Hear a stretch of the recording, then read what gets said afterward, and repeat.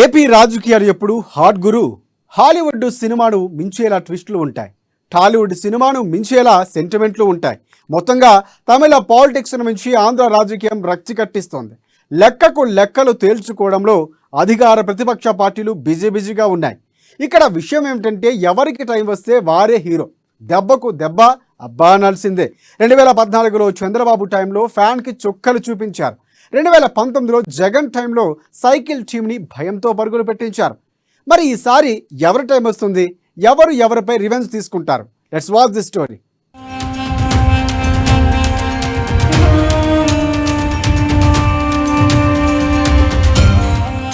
ఏపీలో తమిళ politics scene ఒకరు గెలిచినా మరొకరికి ఇబ్బందే. ప్రత్యర్థులకు పట్టుకున్న కేసులో భయం. 2014లో జగన్ను ఇబ్బంది పెట్టిన చంద్రబాబు,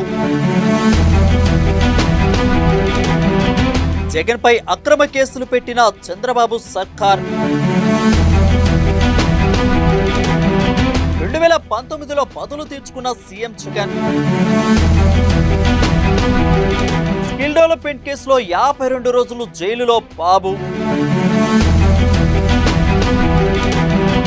టీడీపీ నేతలను ఓ ఆట ఆడుకున్న సీఎం జగన్,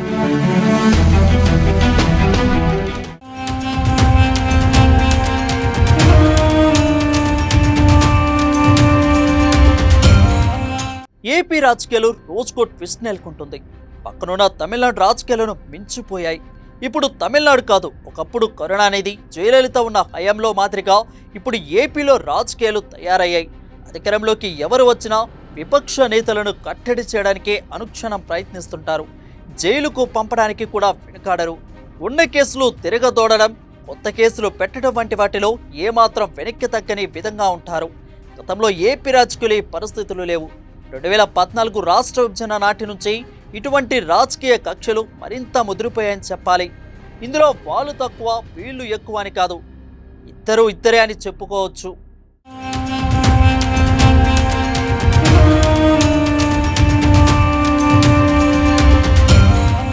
2014లో తెలుగుదేశం పార్టీ అధికారంలోకి వచ్చిన తర్వాత ప్రతిపక్ష నేత జగన్ను పురుగును చూసినట్లు చూడడం నాడు టీడీపీ నేతలు అలవాటుగా మార్చుకున్నారు. జగన్ పార్టీ నేతలను వేటాడారు, వెంటపడ్డారు, అక్రమ కేసులు బనాయించారు. అసెంబ్లీలో కూడా మాట్లాడేందుకు కూడా అవకాశం ఇవ్వకుండా అసభ్య పదజాలాన్ని నాడు వినియోగించారు. విశాఖలో జగన్ నాడు కాలు మోపడానికి కూడా అంగీకరించలేదు. విశాఖ విమానాశ్రయంలోనే నిలిపివేశారు. వైసీపీ ఎమ్మెల్యే ఆర్కే రోజాను శాసనసభ నుండి సస్పెండ్ చేశారు. రోజా, పెద్దిరెడ్డి రామచంద్రారెడ్డి, అనిల్ కుమార్ యాదవ్ వంటి వారిపై కేసులు బనాయించారు. కొందరు నేతలపై అక్రమ కేసులు కూడా పెట్టారు.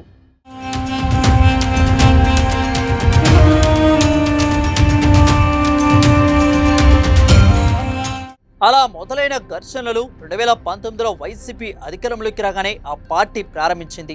ఇక కనిపించిన వారిని కనిపించినట్లు లోపలేసింది జగన్ ప్రభుత్వం. అలాగే అక్రమ కేసులు బనాయించింది.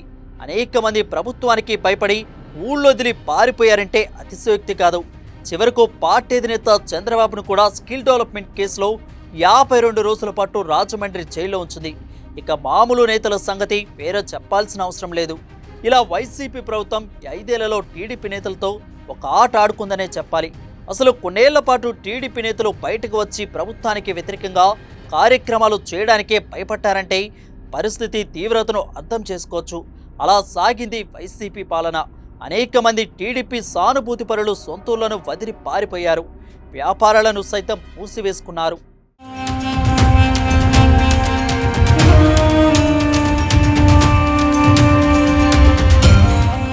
ఇప్పుడు ఏపీ ఎన్నికలు ముగిశాయి. ఎవరు గెలుస్తారన్నది చెప్పలేం. అంచనాలు అందడం లేదు. ఇటు అధికార పార్టీ వచ్చినా అదే వరవడి కొనసాగిస్తూ ఉండడంతో ఇలాంటి అతిశయోక్తి లేదు.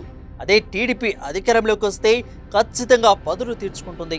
ఈ విషయాన్ని ఆ పార్టీ అధినేతలు నారా చంద్రబాబు, నారా లోకేష్లు బహిరంగంగానే చెప్పారు.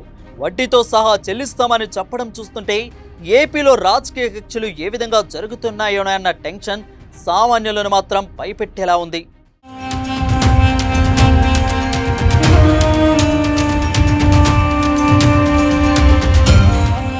అయితే ఏ పార్టీ అధికారంలోకి వచ్చినా మరొక పార్టీ నేతలు ఖచ్చితంగా కటకటాల పాలు కావాల్సిందే. లెక్క తప్పదన్నయ్య అంటూ ఒకరి మీద ఒకరు సవాలు విసురుకోవడం చూస్తుంటే ఏపీ రాజకీయాల్లో రేగిన కక్షలు కార్పణ్యాలు ఇప్పట్లో చల్లారేలా కనిపించట్లేవు. మధ్యలో బలయ్యేది మాత్రం సామాన్యులే.